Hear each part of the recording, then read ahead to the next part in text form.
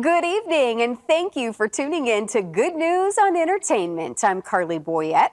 Tonight, we are going to take a look at how entertainment and storytelling can be used to start discussions on some important topics that in many cases can be tough to have.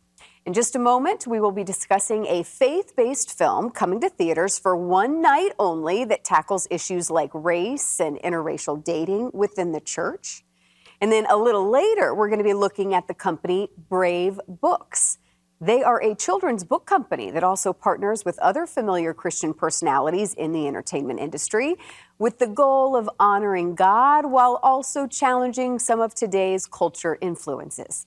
But first, let's get to the film Between Mercy and Me. It's already gotten a lot of praise from different notable film festivals, including awards like Best Musical Soundtrack and Best Screenplay. I got a chance to not only talk with both of the lead actors in the film, but also the gentleman who wrote and directed it, Craig Lamar Brown. Let's go ahead and take a closer look at the movie. I'm growing weary in the silence. If our town were a song, what would we sound like? City is screaming out. When peace is my desire, hand in my heart beats like a drum, like a drum. I'm Hugo. Mercy. So you play here? Yep, I lead worship full time. Really want my music to move people, but it just feels like it's going nowhere. Brother Hugo, people are discouraged and weary. Some churches, they want our culture, but not our people. And in other churches, they want our people, but they definitely don't want our culture. I don't know, maybe I can help. I mean, how wide can our doors really be if there's only one color in the seats? I'm overflowing from the inside. Hey. So we're putting on a fundraiser. It's gonna be like live music, the whole thing. You ready to do this? Let's do this. I always heard that God had this amazing call over my life.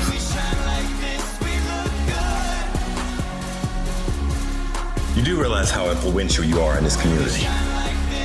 Just choose carefully. The message of Christ is reconciliation. Our silence speaks volumes. Is everything okay tonight? Yeah. What's it gonna take for you to realize the whole world isn't against you? How about not letting my words fall on deaf ears when I speak about the things that I experience every single day? God hardwired us for unity. Unity is like music to God's ears. May God give us the strength and the courage to keep moving forward.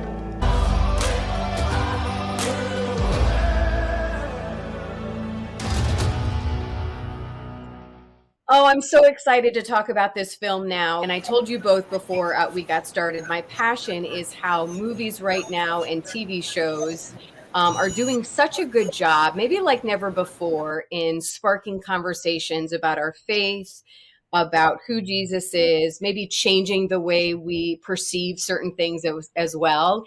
And I'm not sure if there's been another film that has really tackled this like what this film is going to do. So I'm so excited for people to see it.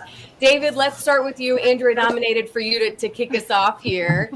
But let's start there and talk about this film and what you hope conversations will come after people see and hear this beautiful film as well, because there's a lot of good music. Yes, there's a lot of great music. And along with the music, we really want people to not just go to their homes, but also have a discussion in church about race, racial reconciliation, and have the hard conversations. I think that's the main thing we want people to take away from this film, is that it is possible to have the hard conversations. And if we're going to be the hands and feet of Jesus, then we really have to speak on these things. We can't run away from it because Jesus never did. And if we are called to be like him on a day-to-day basis, then it's not just the good things we have to focus on. It's those tough conversations. It's those tough things we have to focus on and talk about. And race, racial reconciliation, racism, all those things that do happen in the church, in the faith-based community, they have to be talked about. So, and that's why I love this movie, because it gives, sometimes we don't know where to start. right? Like we don't know how to bring it up. I think we're all worried about saying something we don't mean or that comes off, how we're not wanting it to. Andrea, you speak to that. And what are you hoping maybe this film can help highlight and maybe again give somebody a platform to launch that conversation? Yeah, I think for me personally, even just starting to work on the project, I had to have a conversation with Craig, the writer director, just to say, hey, full transparency, I'm nervous about what I might discover or learn about myself, or I'm even more nervous that you might learn something about me before I do. So for me to just bring my full self to the table, I need to give you full permission to call out anything you see in me that just doesn't belong, and that was the only way that I could really dive in head first and not be held back by those fears that you're talking about, the shame that you might say something wrong, you might do something wrong, and the reality is we're all ignorant in some way, and we all have biases, and so there's no point in hiding those. It's best to just humbly try to bring yourself to a conversation and invite people who really know what they're talking about to speak into who you are and what they see in you. And I think that humility is absolutely necessary. So I'm hoping that when people watch the film, they see themselves, but they also see that next steps are possible and that they don't have to be done perfectly and they don't have to be done right. Just moving in the right direction is a good step to take. So this film is airing on June 20th, and then, because it's for one night only. And then do you see this going into churches as well? And again, being able to spark those conversations there? Or how can we get this as a tool to get as many people to watch this as we can? What do you think the hope and the dream is here?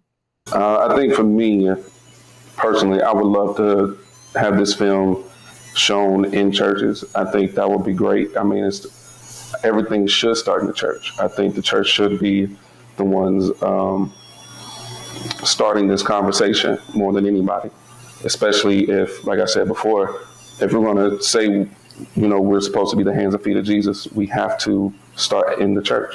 And so I believe that, the dream is, have this conversation, have these hard conversations, and not be afraid to have these conversations in the church.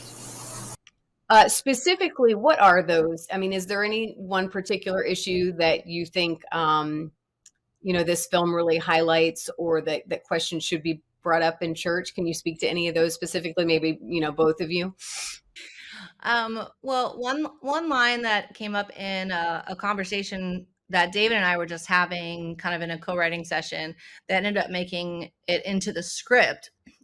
We were talking about church, and we've both spent a lot of time in the same church. And he just really highlighted the different experience that he has in the exact same church.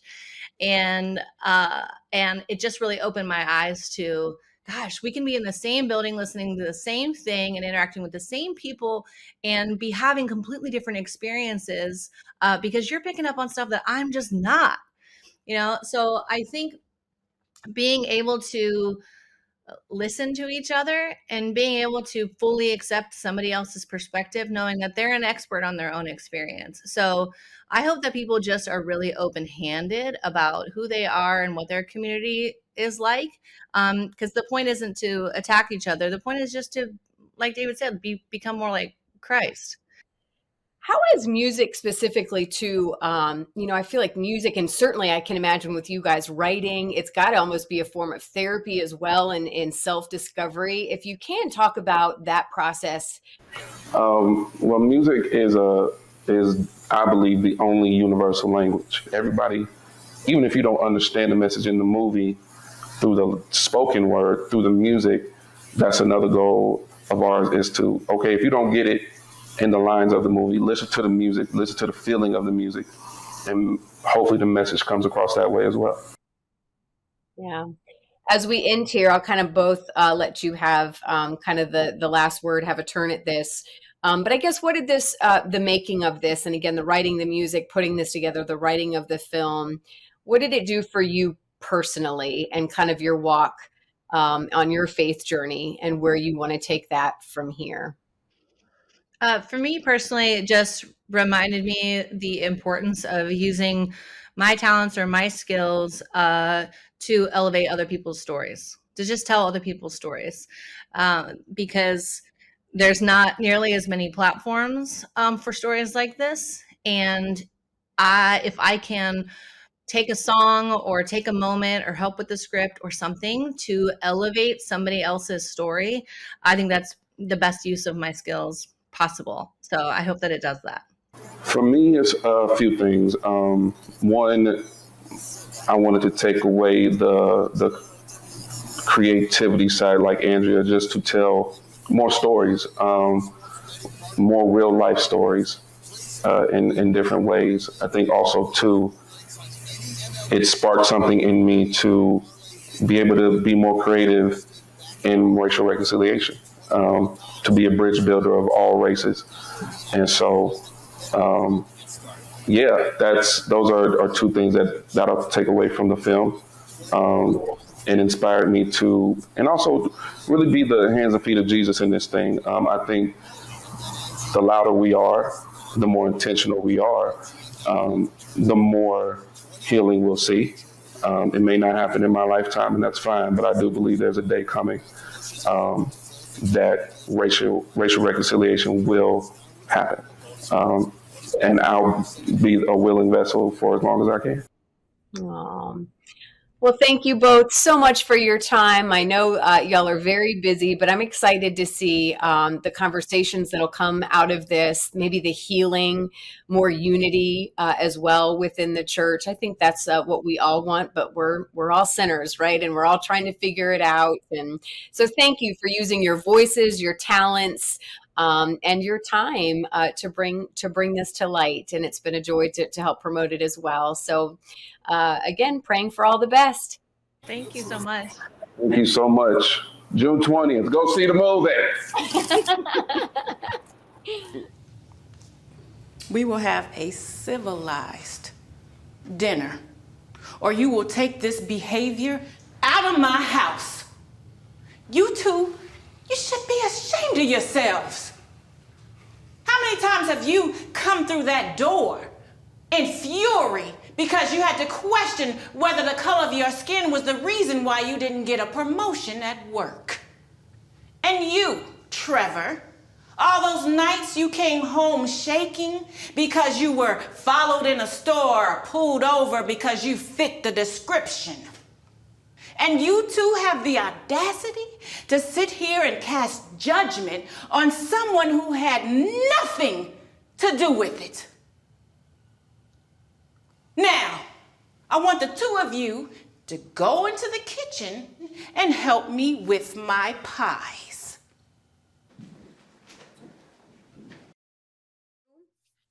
All right, Craig, I'm so excited to talk with you about this film now because, like I mentioned, this is your baby, it seems. You wrote, directed, produced, starred. You wore a lot of hats in this film. Yeah. So tell me, this must be just such a special, I'm sure, probably a labor of love, I would imagine as well. So where did this kind of spawn for you?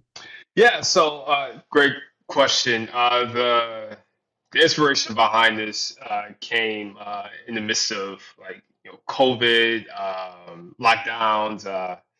We had all of the racial arrests across the nation, specifically in regards to the death of George Floyd. And during that time, for me, it was clear that there was a divide or a disconnect in regards to how to appropriately have a conversation about race, especially within the church. It's somehow, I don't know why, but it's become politicized. It seems as if the world is making you choose left or right when it comes to race, where in the church that shouldn't be the case at all. So I thought the best way to go about tackling a conversation like this is through something I love best, is a story, and in particular a story that is honest and entertaining and artful. I thought that would be the best way to handle such an intense conversation. So that was a little bit of the inspiration of the reason why I thought this film needed to be made. But sometimes we don't know where to start. And I think a movie like this can be a great building block for that. So, what are you hoping that when people walk away from this film, that they are then asking themselves and maybe find the courage to talk with others that, maybe they hadn't thought about doing before? Yeah, so it was crafted as a tool, a tool to use within like your church congregation, or just in general, a tool that would help encourage these types of conversations. So my hope is like when uh, a large group of people or one single person sits down and watches a movie, that they can see a part of themselves in the story, and that they can see how some of the characters change, that they will be encouraged and motivated by that to continue to further the conversation. More than anything, like again, like I just want this film to touch every heart that sits down in the theaters to view it, to know that they're not alone, that there's a lot of people out there who really care about this conversation, and also actually want to be people of action. So yeah, that's my hope, that they will walk away encouraged, motivated, and supported. And I believe this movie would really help with that. Yeah. Well, it's been an honor to help get the word out about this film. And I really pray that, again, that it sparks conversations. And if we can't have these conversations, that's what I don't understand is like all the difficult, conversations about life and culture and how we should act. It's, we should be talking about them in church. And it's, Yeah, it can be a safe place to do that together. And absolutely. I pray that our country will find more unity because it doesn't feel like a whole lot has Yeah, changed yet, but God is in yeah, control. And I think we just absolutely. need to keep claiming that, Mhm. Yes, yes, yes, absolutely. And again, like this is just me doing my part of, furthering that conversation. Obviously, it's not a one step solution. It's a journey, it's work, and I'm just happy to be part of that journey. Unity is like music to God's ears. May God give us the strength and the courage to keep moving forward. I'm hopeful.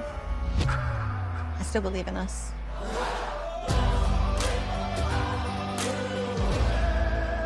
Again, Between Mercy and Me is in theaters nationwide on June 20th for one night only. Go to fathomevents.com to find a theater near you.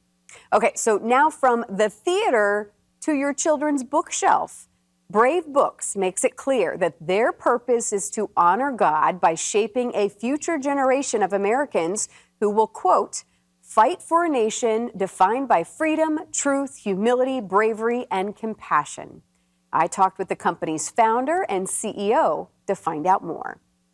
But for those who have not heard yet on what Brave Books is, and there's several books now, I didn't even realize how many. How do you best describe what's going on with Brave Books?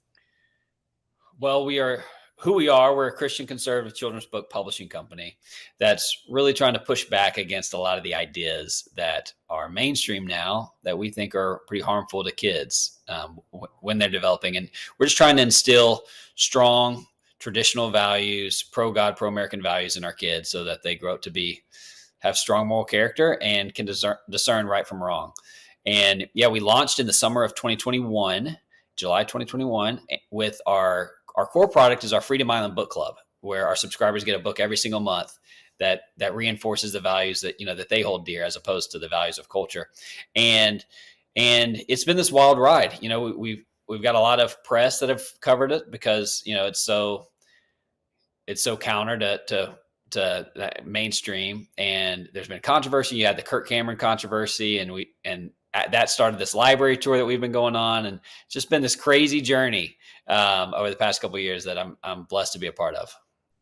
Well, and it's interesting because it's not that children's and even faith-based children books, it's not that they haven't been around, right? Like there's great Bible story kids books, but there is something a little different, I think, but what about what your team is able to do. And you've also partnered with not just Kurt, but a lot of other celebrities as well that have had the same heart, maybe to try to get some stories again that are really foundational in the gospel and what the Bible says.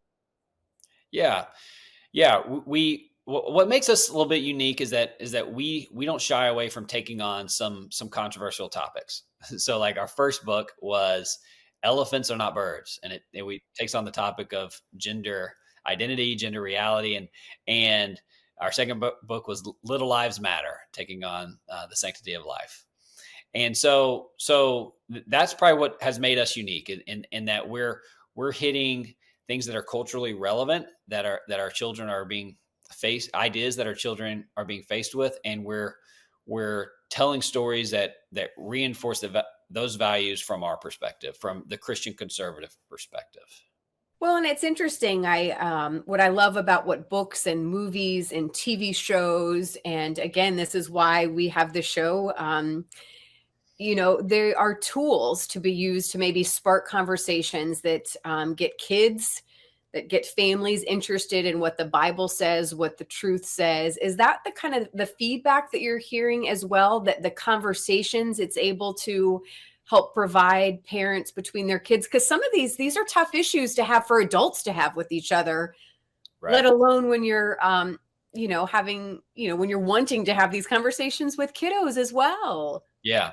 Yeah. So just think about it. Let's think about having a conversation on something like the sanctity of life or gender reality with a 5-year-old. So our instinct, just because we're talking to fellow adults most of the day, when you're talking to adults, you have the liberty of talking in conceptual language and ideas. Well, children really struggle with that. You'll lose their attention very quickly, and they struggle dealing with concepts. So the way that children learn best is through great stories. And the reason they have to be great is because it holds their attention.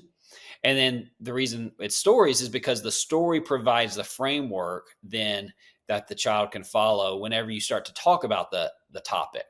So like for Elephants Are Not Birds, we had the story of Kevin the elephant, who ends up finding out that he's very important the way that he was made, when he embraces his inner elephantness, and he uses his trunk and his strong, his strength. And so that story sort of sets gives the parent the framework to then have the more conceptual conversation, and the kid can track. So yeah, art, books, shows, they're all so important for forming a children's worldview. Studies show that a children's worldview is really cemented in, their morality is pretty much locked in by age 10.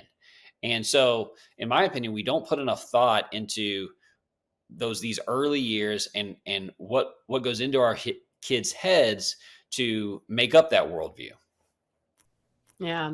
Where do you see the future of Brave Books, and what would you hope for it to continue to expand and get to more homes? What do you see? I see that you're constantly donating books as well. I feel like that's a big part of what your team is doing too. Yeah, we love to put points on the scoreboard. We're not just here to sell books.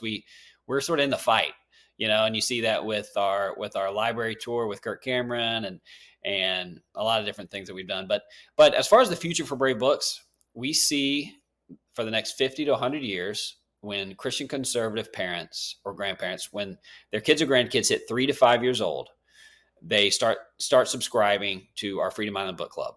And it's picture books, and they'll get a new picture book starting with our very first book for about 5 years. And then it'll switch they'll get 2 chapter books a month for a few years, and then switch over to novels. And all the while they're getting these books, we're going to provide live action television shows, animated television shows, animated movies. Those haven't been done yet, but they're in the works.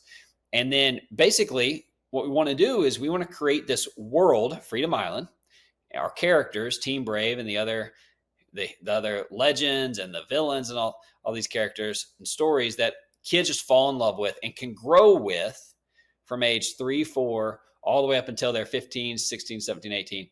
And then as they're growing, the topics are maturing a little bit, and we cover all sorts of different topics that are really important for kids to know. And just create that safe space, a safe place for kids' imagination to just run wild, because right now there's nothing else like that where Christian conservative parents can just trust a kid's imagination to go, that are really like creating the world building these stories. And so that's the need that we want to meet. And I think that we're on track. Yeah. What's your take-home message as we close here, for parents watching, for grandparents watching? I think now more than ever, it is so important that our kids understand as best as they can, from an early age, what the Bible and what truth says. But I'll just kind of give you the final word here on what your message is for parents and grandparents watching today. Yeah. When I grew up, and when most of your viewers probably grew up, you could be a really good parent and your kids could end up great by sort of just taking a hands-off approach, because culture sort of had your back. Culture, the TV, the movies, books, in large part, were reinforcing the values that we believe. Taking a hands-off, passive approach to parenting right now is a failed strategy, and there's just the culture is against our beliefs. And so we have to be active in our parenting. We have to step up. We have to be very thoughtful about what our kids are reading. We have to be thoughtful about the conversations we're having with our kids. And so that's what we're trying to do here at Brave Books. If you're interested, go to bravebooks.com, subscribe to our Freedom Island Book Club. You'll get a new book every single month with this world and heroes that your kids will really fall in love with. And yeah, it's a great thing. And so that's what we're doing. Well, we appreciate all of what you and the team and people you've partnered with, what they're doing. Again, we just hopefully we'll get a chance to talk again soon and kind of see more about where the future of this is headed. And again, people should look about the tour to see where it's coming. And maybe Kirk is going to be coming to a city near them soon. But we appreciate your time. We know how busy you are, but it's important to get the word out. Yeah, thank you so much for having me. Really appreciate it, Carly. For more information on Brave Books, just go to bravebooks.us. Well, we hope you enjoyed tonight's show. Next week, we take the entire show on the road as we look forward to taking you to this year's NRB. It's basically an exciting expo for those in Christian media. We're going to hear from different people, companies, and films that are using their creative talents and gifts to glorify God. Until then, I'm Carly Boyette, and I look forward to seeing you again right here on your Christian Television Network.